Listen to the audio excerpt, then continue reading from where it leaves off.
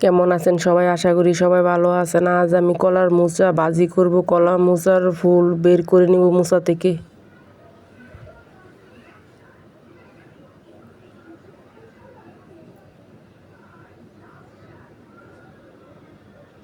কলার মোচার ভিতরে লম্বা শক্ত একটা অংশ থাকে, এইগুলো এখন ছাড়িয়ে নিব।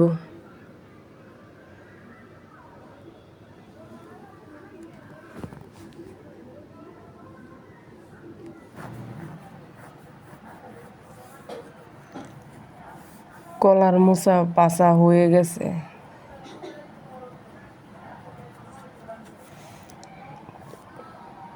ধুয়ে রাখা কলার মোচাগুলো এখন সিদ্ধ করে নিব।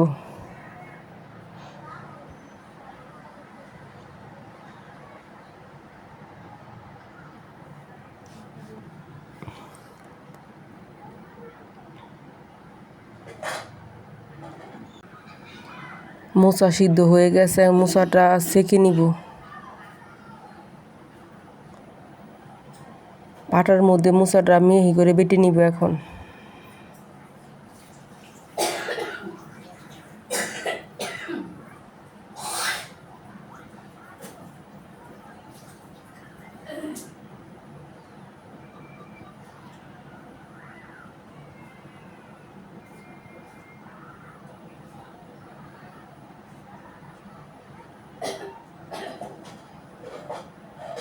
বাকি মোচাগুলি বেটে নিব।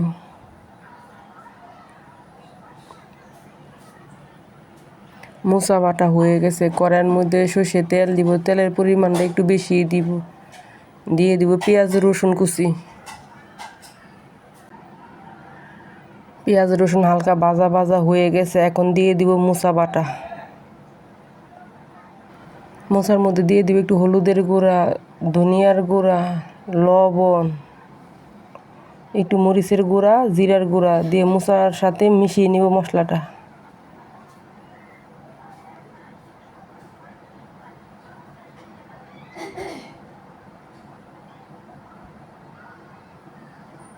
এখন দিয়ে দিব কাঁচামরিচ।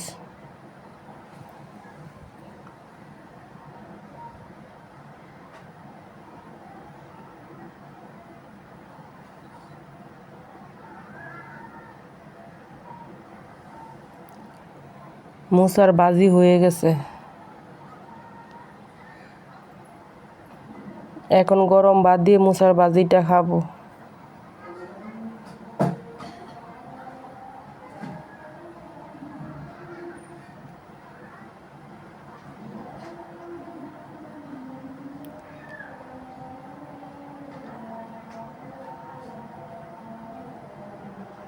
মোচা ভাজিটা খেতে অনেক স্বাদ হয়েছে।